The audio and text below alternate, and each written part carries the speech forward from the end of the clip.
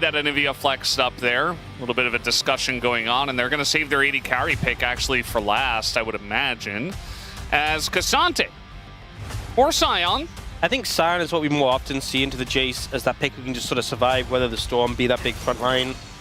I think something that Sion can really struggle into is the Anivia, so the fact that you've secured it yourselves feels a lot better. Definitely not something you want to be playing when it's potentially on the other side. You can actually have some decent synergy with that as Kalista. This did get buffed, I believe. It Is did. this the patch? Yeah. It did on this patch. Kalista. Is it just going to be Kalista Renata then? Could be Kalista Nico. Yeah. That is also an alternative. Nico got a lot of value, even though D plus K did lose in game 1 with that pick. Keria was playing very well. Bit of discussion. I think Renata Glass is just too good with Kalista. Nico is very strong individually, but this duo, insanely strong. And it will be locked in. So now we get the 80 carry last pick. And it might just be Corki. I mean, that's fine. It's not going to be with Nami. But still a decent pick and definitely a ruler favorite. Yeah, so they just buffed the 80 ratio on Kalista's Ren, but its subsequent 80 ratio on the spears, so it does build up a lot. It is pretty significant. You don't build a ton of 80 typically on Kalista, but it's still going to represent a decent amount of value. Corki comes in as just like a safe 80 carry. You know, the Ezreal was banned. Something that can obviously circumvent the Jarvan. Corki also does an okay job of Gen.G individually can get the job done. Looks like we're ready. Let's hop into the rift for game number 1.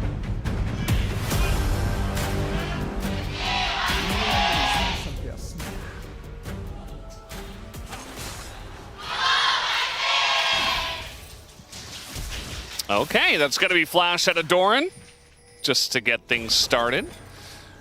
Nice move there, honestly. The Anivia is such a threat, level 1, having that long stun, especially with a Sion who can chain it. So getting Doran's flash early, a big win immediately for the side of Gen.G. We'll see if they can capitalize on that. Also in the bot lane, you know, it's Spellbook for Renata still, but we've seen a lot more bards going Electrocute. You know, Spellbook did get nerfed a decent amount. But I think a lot of it has been like the emphasis on trading in lane being a lot more prevalent this season.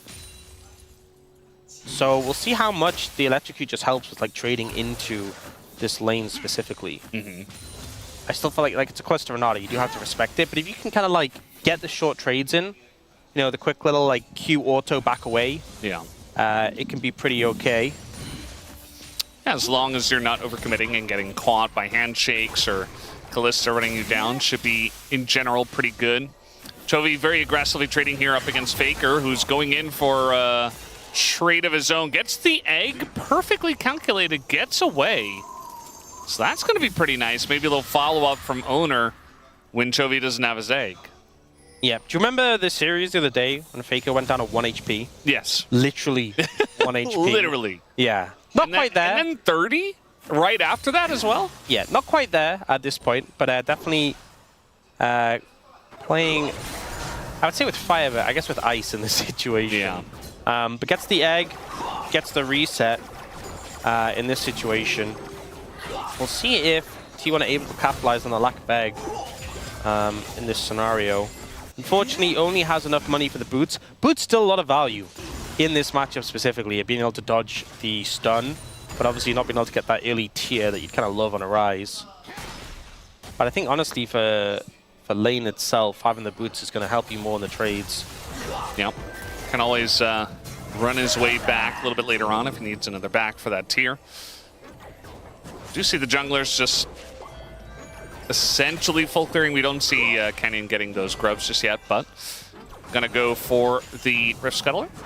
We'll see if they have a big effect. Obviously, if you guys missed the first series, Kanavi totally took over both games early on and then just for the rest of the game as well. So he got 13 out of 13 on the palm votes. It wasn't close. Like, there was no real option for anyone else just because his performance was so good. So excited to see if Oner and Canyon can do something similar. So far, lane's looking fairly even. You know, Rule and Duro are doing a pretty good job of trading in the bot lane 2v2. Seeing the boots value there from Faker, dodging away. They aren't able to get the plate in the top lane, picking that up early, so pretty positive. Especially being flashless. I mean, we haven't seen Canyon move over there. But it's always a bit of a concern getting too close to the tower when there's the potential to threat the enemy jungler or just a Scion clearing the wave out and stunning you. So, you know, sometimes being flashless just means you have to play the lane very passive. Haven't seen that as of yet. Just a lot of trading in mid. This is really all we're looking at. Is Faker seeing a lot of damage here from the minions. But Chovy gonna have to go for a back. Yeah, and bear in mind, Chovy has TP. Faker only has Ghost, which he did use there. Duro's there to cover, but Oner... I don't think you go for it. You could just stop the recoil. Oh. It's a nice little root in the wall there as well. If you stop the recoil with a flag, honestly, it would have been massive, but it's just a little bit late. There's that like little buffer time where damage alone won't stop a recall. Keria acts a lot of damage. But it's just going to be able to walk it off. Very interesting ward there from Chovy. Wanted to try to get a backstop himself, but that is a control ward, so... Yeah, Faker took the safe route around. Oh. Little team gank here coming in from Canyon. Gonna get the flash out of Keria, but Duro uses his own, so T1 able to avoid any danger down here. And I think a lot of times, you know, you'd be like, okay, we've been Sports Flash, has a bar, let's see if we can punish, but it's a very finite window when you're playing into Calista Renata because, you know, you have the Calista ult later on. Oh, 6 picked up for Chovy. This is where the matchup gets painful. Yeah, trying to bait him into a fight, though. Oner's here. And eventually Chovy's like, yep, I'm level 6 Nivea. You can't do anything at this point in time. Yeah, I think, honestly, this is a bit of the pain point. Really, we saw a lot of the heavy trading early. I think that was kind of just Chovy finding angles and Faker trying to fight out the trades. But once 6 is hit, I know Ryze does get more damage on his overload, but just having the ult access for Nivea makes a big difference. Not too much action so far, other than just some poking and prodding. Yeah. Which I think is good for Gen.G. Oh, Doran could be... I was going to say a little bit of danger. His flash is back up, though, I think, is the big thing. Otherwise, I think Keen would have just sent the ult. 100%. Honestly, I think he probably potentially could have to try and burn the flash. Faker is maybe in some trouble here. He's just going to accept his fate, and that's first blood going over to Canyon. I think once the Wind Becomes Lightning hits, he knew that if he flashes, he just gets flashed after dies anyway. So held his flash instead, but I guess could have flashed the Wind Becomes Lightning and survived. But I think had to be aware of the skill shot before and know the kill limit then. But opted to hold his flash, which I think was honestly the correct call. We got fighting between these junglers here. Canyon really trying to pressure, and now that Chovy's coming down, obviously, T1 will have to back away. I think they could maybe lean towards Dragon on the back of this with how chunked out T1 is. They have a Honey Fruit as well to back them up, so they will look for that. Chovy might get chunked out here, but he does have Egg, so it's not too much of a big deal. Yeah, he's got that back, and so that early trade from Faker to get the Egg doesn't really do all that much. Now you see Oner over the wall. They're just gonna Fate's Call and throw in Keria, but it's not gonna get smited away, and now we do have the Bard ult to come down. The Crescent Guard Canyon does go in, and Ruler, Valkyrie's in. Double stun does come out here from Duro. Not able to get Paze, though, as Chovy in a bit of trouble. He's going to have to flash the wall. Ruler with the big one, so close. But they do just walk it off. Honestly, super close fight. T1 just about surviving, making Gen.G pay for taking the dragon, but nearly paying for themselves. Yeah, this was the play earlier, where once the Wind Becomes Lightning hits, I think he's dead. I mean, maybe he could have... No, actually, I think there's no way you get out. Once the initial W hits, anything you do just results in you trading flash for dying anyway. The big thing here is the portal duration. because Ruler ends up going in, and then after he goes in, the portal times out just, like, look, it's gone. Like, it times out as he takes it. Wow. Otherwise, he would have just died. I mean, maybe he could flash over the wall, but very lucky on that timing. Like, it survives just long enough for him to get away. So I think a lot of members of T1 being like, man, we were lucky to survive there. I think Ruler, very lucky to survive there too. Licking that wound to disengage. And the end result is a 1 kill for Dragon, which is a lot less blood than maybe we expected in the moment. Yeah, especially with T1, you know, they were really gearing up for that fight. I wasn't really expecting it at that point, but they said, you know, we have Kalista Renata, we have Fate's Call, we're ready to go. I mean, I think the crazy thing is they threw this level 5 Renata in with no flash. Yeah. And I have to look at the scoreboard. Yeah, Keria didn't die. I saw the play. I saw Keria not dying. Yeah. I see the scoreboard, Keria didn't die, but it's still kind of amazing to me. Yeah, it doesn't make sense. You know, It's like a glitch in the Matrix or something. Like, yeah. I think Keria kind of, he threw himself in expecting to die. Doran's going to get burst down big time here, super low, and now he's going to level up to level 9, might help him out a little bit, but eventually has to flash and just dies to the follow flash, and that's Keen with the solo kill. Clean from Keen there, finding the solo kill onto Sion. The rest of T1, not really what you want to see. But honestly, not as surprised. I feel like we see so many Sions solo killing Jaces. Yeah. Let's do the LCK. Oh, fight coming in here. There's a guard available. Canyon might be able to get out. He's just going to go in saying, well, I'm dead. And with no flash and a lot thrown at him, he is not going to get out. Bit of an overstep, and the thing is he went in, but unfortunately that just means he's in rend range, right? So Pays can actually pop it. He doesn't have to, like, wait for the ult to time out. We'll see the replay of the all-in here. So this stun doesn't actually come through. This. But that's slow, yeah. And then once the ult hits, you get the full channel Q. Okay.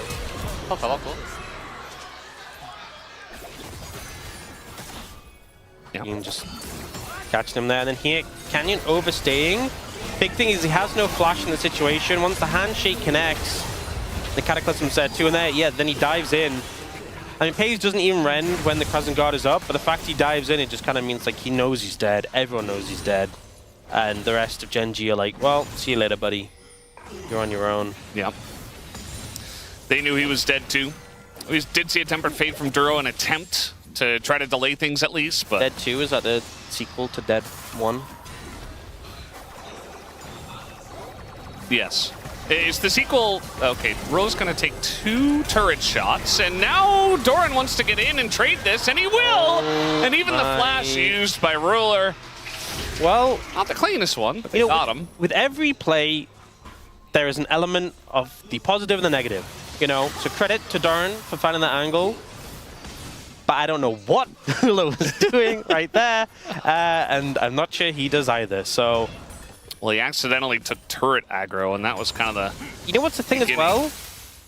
I'm going to share the blame a little bit.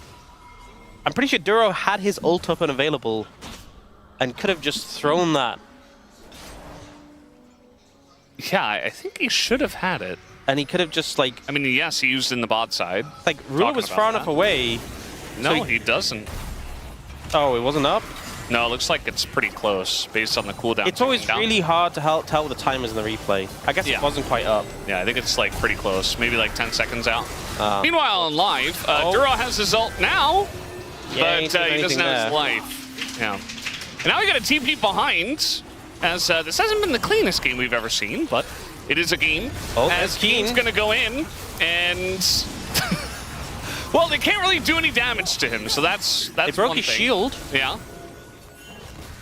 Just his presence. I mean, Doran doesn't have TP, so... And this is buying time for Duro to get back here. That being said, Doran's getting a lot of gold off the back of this, so... Yeah. Also, it's Hextech Mountain Dragons. This Okay, they'll just roll Infernal. Yeah. Wow. Caster Blessing. Just You're hit. welcome, Gen.G. Just hit. It's that easy. So we'll see how this happened. Duro was on a little walk.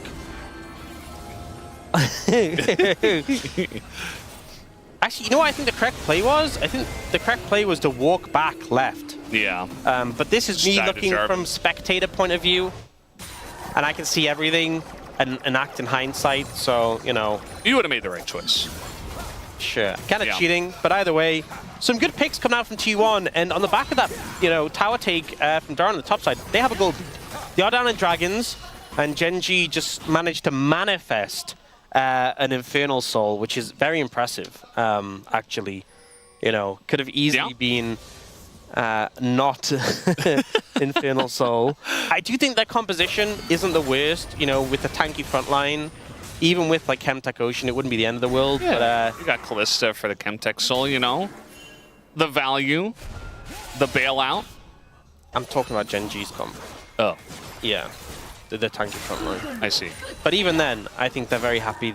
The prospect of the Infernal Soul after the double strong dragons. So, you know, they're pretty happy they're coming into those early dragons. And it also means that, you know, the threat of T1 getting a soul is extremely delayed. So even though T1 have a gold lead, difficult for them to leverage it into a game end because Soul is so far away. You know, forcing a Baron is a realistic prospect when you have Callista, to be fair, but getting stuck in the pit against this Gen.G composition is a bit of a nightmare.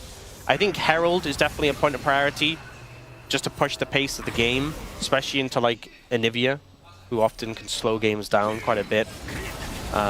Put them to a glacial pace. I like that. Yeah.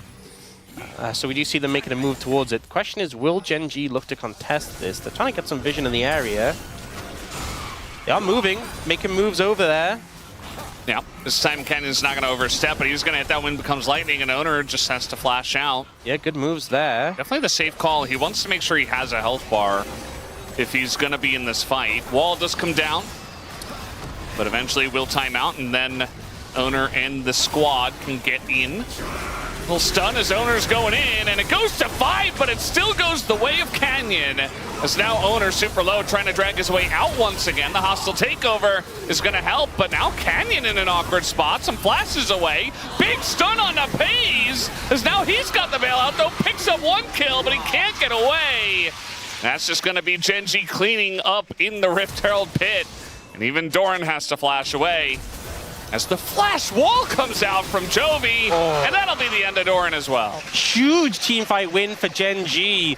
I think T1 gave a lot of space. We're trying to re-engage, thought this is better if we actually let them go into the pit. But Gen.G just played this so well, and I think Canyon got so much value in this situation. So we see Gen.G trying to, you know, initially they try and stop Oner getting in. Ruler disengages, the rest of the team trying to give space. And then Canyon goes into the pit to kill Oner. It looks like he's going to flash over the wall. He doesn't even have flash. He's just buying time.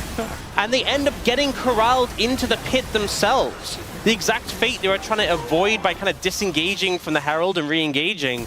They end up in that scenario anyway, trapped in the pit. And it's just cleanup from Gen.G. You look at the fact that Ruler wasn't really threatened. Duro was just on their side doing his thing. Even Chovy only really lost HP to Doran. I think the backline of Gen.G were just untouched, and Keen and Canyon doing a beautiful job of handling the aggro throughout that. So really well played, considering they went into that fight with a deficit, and they come out in a gold advantage, and they got the Herald to boot, which nearly went over to T1. Very close, the health went to there, so... And if you think about the pace of these dragons, like, now is the perfect time, as the handshake is going to hit Ruler, actually, kind of backfiring there, but he does chunk out Keria. But... yeah, this is like the perfect time to be very strong. Like, Keen is unkillable. Like, there's nobody who can kill him. The Rise is not online yet, with only the Rod of Ages, and you have Callista with the Bork, but at the same time, like, if you're in range of the Scion, it's going to take forever, first of all, and I don't think you're going to have enough time to take him down, so should be maybe just the Infernal Soul point to Gen.G. Yeah. I mean... vision they have around that as well. I know Scion obviously scales well, and having a big tank in the late game is great. But I feel like this point in the mid game, before like carries are online, before they have like pen or anything, no one can cut through him. It's just so hard to actually just kill Keen. Like Pays doesn't even have second item. He is so far away. Like, it takes so many auto attacks to kill Keen, and he's still doing pretty good damage at this part of the game. So, just an absolute brick wall right now for the side of T1 to try and cut through. They're not even going to contest Dragon. So, you know, Gen.G had the potential to slow the game down, to be like, hey, if we need to give up dragons, if we can't fight them, that's fine. Well, they're taking dragons for free. 3 dragons in pocket, gold lead, composition of skills really well. This game is in a phenomenal spot, and I think there's some key power spikes coming through for T1. You know, we just had the Ginsus for Pays. Doran's just gotten his second item. Leveraging these spikes is just about the last window that T1 has, I feel, before this game is going to slip away. What is unfortunate is Soul is going to be on the cards before Actualize is a thing. Yeah. For Rise. We all know how broken that Actualizer spike is for Rise, but it just takes too long. Yeah, for this pace of the game, it's not going to be on the cards unless, like, Oner gets a crazy steal. But the problem is, the next dragon is going to be when Baron is up. So you steal the dragon and you die, you give a Baron. Yeah. And then the game is maybe just lost. So yeah, it kind of feels like they're in between a rock and a hard place in this one for T1. I mean, there's really not a good answer. Kind of feels like they're between like the Anivia wall and the Scion. Yeah. Right now. And that might happen eventually. Yeah. I'm kind of excited for that to happen, actually. That seems likely. They're never going to deal enough damage to Scion. You know, they have some amount of pick potential, but it's not an insane amount. As Chovy just getting in there, taking a full rotation, as now Temper Fate's going to come out. Trying to make a play here with the stun, as he does avoid it by hopping forward, but still Doran is taking an immense amount of damage. Flashes forward, though, and at least gets the kill, but he still dies to Chovy. Yeah, so gets a trade kill, ends up beating the flash for it, but you know, make it a little bit exciting in the 2v1. Duro does end up saving his flash in that situation. We'll see if they can punish Doran on the back of that being summoner, but still showing the potential of that Jace damage if it's disrespected. Now Herald is going to come down mid. They're going to TP Chovy in for this. And unfortunately for T1, they're not the ones with the champions who can stop a Herald, you know. Yeah. We've seen a few. The Yorick one, right? Yeah, that was a fun one. Bard is the classic, but it's Gen.G who have more tools in that regard. Chovy was just fishing. And he found a Jace.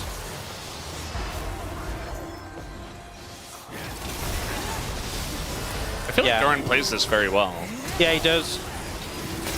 Honestly, just the burst there doesn't give any window for Duro to flash, to be honest.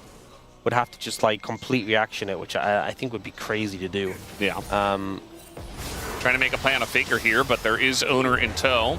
As everything's dodged by Ghost. Rise very fast with the Ghost and the phase rush. And so they just back away from that play. Okay, I mean, good Ghost value from Faker to dodge away from that. Gen.G's just still fishing for these plays. There's no huge emphasis on them getting this. But just anything they can burn is positive, but I think also... he has Flash. Yeah, and he's got phase rush too. Just going to use that to get away. They get the TP though. This is not a good spot. As, yeah, Doran, no flash. Remember, he used it earlier. He's just dead. And now look at this, the fucking Scion, the train from the right side of the screen. Didn't even see that, as now Oner gonna trap everyone and immediately die. As Keria gets in, Pays gets in, and one by one, the T1 dominoes fall. Gen.G get the fight on their terms, and they dominate.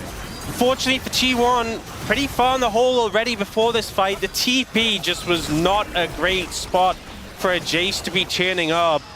And as much as Oner, in terms of cataclysms per person, you know, got a lot of value. He's like, I did my job. So they slide in here, and it's just look at the comparison for TPs, right? This is not where you want to be if you're a Jace. And this is exactly where you want to be if you're a Scion. You know, immediately gets the flash from Faker in the midst of the fight. And then here, Oner's like, I can get all of them in a Cataclysm. They get this big knockup, but there's just not the follow-up. There's not the damage. Faker wasn't able to join in on the fight. Jace was already dead, you're down in gold. It looked cool when he got the Mega Cataclysm, but I think the odds were just so low of it working. Yeah. This is just suffocating for T1. Gen.G are pretty much playing this perfectly. Like, there have been a couple of moments, but really, it's just been them winning the lanes where they needed to, getting the objectives that mattered, and having such a powerful mid-game spike that T1 never had a chance. I think it came down to that big fight around Herald, the execution there, and so many Gen.G games have come down to just this super crisp execution in these big fights. Now, Keen, his health bar is moving. I can see it. I think it was an illusion, actually. I didn't see it much. Moving in slow motion, maybe. Yeah. The problem is, this is Infernal Soul. Doran is pushing in the side lane, but they are suffering heavy defeats in the meantime in their own base. And that's going to be another tower down. Yeah. Well. Oh, Doran. Well, he's got the Cinders to help him out, right? We got a little Realm War play here on a Chovy, who does not have his flash, so a nice little pick. Oner getting pretty low, but eventually has the bailout, which might time out. Chovy, though, should be. No, they're not even going to get the egg. He just walks it off. They don't have the damage. And now the flash forward here. Oh, wow. Going to catch him in transition, and now Doran is, he's just dead again. Number 6 for him. That transition was so crazy. We're all looking at the Callisto like, where are we going? You know, action across the rift right now, but it looks like Gen.G. This is just a masterclass. I mean, not the most entertaining game, to be honest. It's just suffocation. I think this is just what we expect from these compositions, right? T1 tried, they got an early lead, but not able to capitalize on that big fight. And if you make that one big mistake, Gen.G will crush you now. Faker. Here's the, Not much you can do about that. He does live, though. Well, I say that, and he immediately dies. Canyon just going to get in there and poke him. And now Pays doesn't have a health bar. He's gone. That's a double kill for Ruler, including the turret on top of it all. And that'll be game 1 in 25 to 26 minutes. As Chovy just padding those damage numbers. Gen.G make it look